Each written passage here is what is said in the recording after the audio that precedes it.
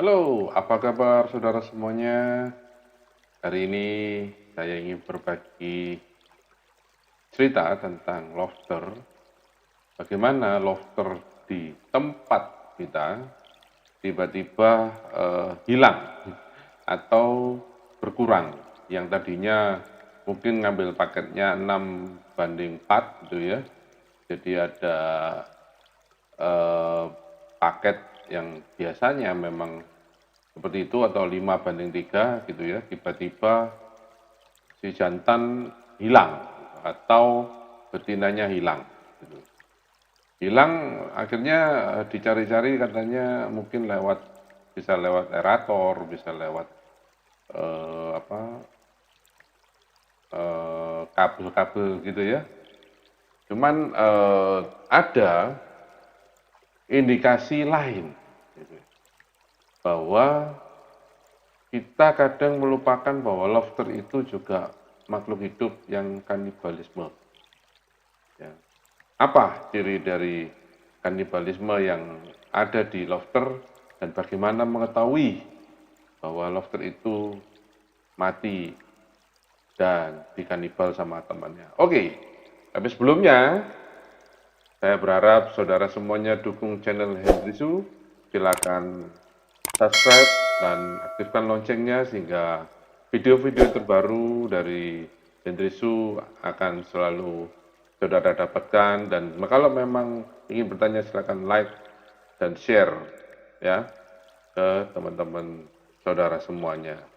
Kita lihat bahwa lobster merupakan makhluk hidup yang tidak bisa dipisahkan dari kanibalismenya. Ada orang yang bilang bahwa itu bisa hilang, tapi menurut saya bukan hilang karena makhluk hidup itu ya sudah karakternya begitu. Yang hanya bisa kita lakukan adalah mengurangi, ya menguranginya. Ya, caranya bagaimana? Nanti saya akan berikan di akhir-akhir. Tapi sebelumnya saya cerita dulu bahwa ada customer yang bilang ke saya bahwa ini kenapa kok lobster saya kelihatannya ada yang lepas. Ya, tadinya ngambil kan selalu 6:4 gitu ya. Ya dibilang yang betinanya lepas sehingga sisa 5 gitu. Wah, saya bilang kok bisa ya? Saya suruh foto, ternyata juga saya lihat aman-aman aja, maksudnya dari sisi rambatan. Maksud rambatan ini kan kadang-kadang dari selang aerator atau dari kabel pompa itu kadang-kadang juga eh, bisa dipanjat oleh dia gitu ya, bisa dipanjat oleh lobster. Cuman dari klien ini bilang aman, lalu saya suruh foto video lokasi kolamnya ya, wadahnya itu memang tidak ada yang memungkinkan lobster itu keluar ya. Tapi di video itu yang membuat saya agak kelihatan sedikit itu ya, akhirnya saya suruh bongkar di bawahnya yang kelihatan sedikit itu ya, di bawahnya shelternya. Shelter itu adalah pipa yang tempat sembunyi gitu ya, itu eh, kelihatan sedikit ya. Saya suruh angkat, maksudnya shelternya biar diangkat dulu gitu ya, dilepasin dulu lah gitu ya, biar bisa lebih kelihatan gitu ya. Lalu dia video lagi. Ternyata di situ saya baru melihat bahwa ada kemungkinan lobster ini bukan hilang, bukan keluar dari wadahnya, bukan keluar tiba-tiba bisa memanjat ke akuarium gitu ya. Karena itu wadahnya akuarium waktu itu ya.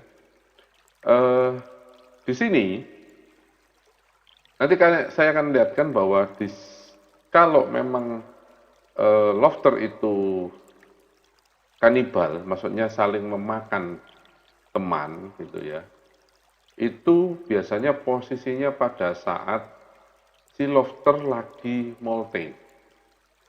Ya. Nah, pada saat molting itu memang cangkangnya, maksudnya badannya itu lembek gitu ya. Setelah molting, dia lembek. Nah, untuk menaikkan supaya menjadi keras lagi, itu di dalam tubuhnya lobster itu membentuk yang namanya batu, bukan batu ya, kalium yang bisa dibilang gastrolit gitu ya. Jadi apa ya, batu gastrolit gitu ya. Tapi jangan dibilang itu mustika loh ya. Itu jadi batu gastrolit yang untuk dipakai oleh lobster ini, kalau begitu selesai molting, kan tadinya dia ganti kulit gitu ya, maksudnya molting ini kan berubah ganti kulit. Gitu. Nah dia pada saat molting ini itu eh, kulitnya itu akan lembek sekali. Gitu. Jadi kalau kita pegang itu seperti kayak apa ya, bahasa Jawanya itu genjur-genjur gitu ya. Nah, dia untuk mengeraskan itu butuh batu ini, ya, butuh batu yang ada di perutnya. Ternyata begitu saya cek literasinya, ya, di online bahwa gastrolit ini memang ada di dalamnya perut, gitu ya, di dalamnya perut dari si udang. Pada saat dia mau mau molting, dia akan menjadikan batu itu. Selanjutnya nanti begitu selesai eh, dia molting, ini batu ini berguna untuk menyebarkan kaliumnya sehingga tubuhnya bisa keras lagi. Ya. Memang ada jeda antara 24 1 kali 24 jam ya untuk lobster ini itu molting, lalu 1 kali 24 jam lagi dia menyesuaikan tubuhnya untuk bisa sempurna. Kadang-kadang ada yang 2 kali 24 jam. Nah, pada saat masa seperti inilah kecenderungan eh, si lobster ini akan dikanibal karena posisinya ini memang tidak bisa apa-apa. Ya, maksudnya dalam sisi si pihaknya lobster ini benar-benar sudah kayak sekarat gitu ya. Jadi dia nggak bisa berbuat apa-apa lagi. Saya coba lihatkan ya, contohnya seperti ini pada saat dia molting. Seperti inilah dia molting ya. Jadi dia benar-benar berusaha tubuhnya ini dikeluarkan dari kulit yang lama ya. Jadi ini itu yang di kepalanya itu kulit yang lama. Dia berusaha untuk lepas. Kalau ini tidak lembek, maksudnya badan yang di dalamnya itu tidak lembek, dia tidak akan bisa keluar.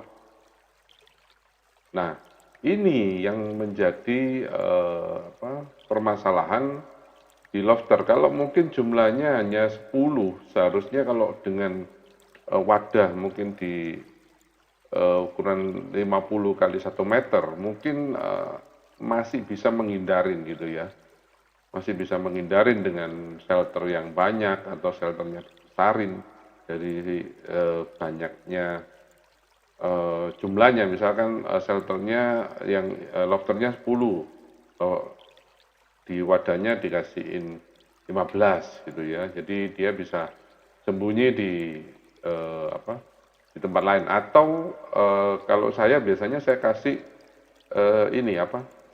tali rafia itu saya sobek-sobek kecil-kecil, saya potong seukuran 30 cm 20 cm, lalu saya kasih beban pemberat supaya itu jadi tempat sembunyi untuk lobster yang lagi mau molting.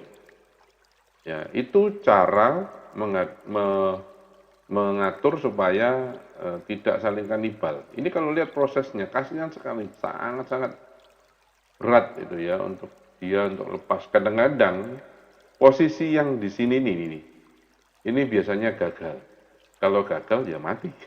Jadi ada resiko, terutama pada saat pertama kali pengiriman, biasanya 1 minggu lobster ini akan molting. Ini kadang-kadang penyesuaian air belum selesai, dia memaksakan molting karena dia berharap bisa menyesuaikan. Jadi riskan ya. Ini posisi tubuhnya ini sangat lemah ya. Itu kulitnya keras tapi di tubuhnya yang sekarang ini lemah. Nah, ini sangat rentan dimakan oleh temannya kalau pakan yang kita berikan tidak sesuai.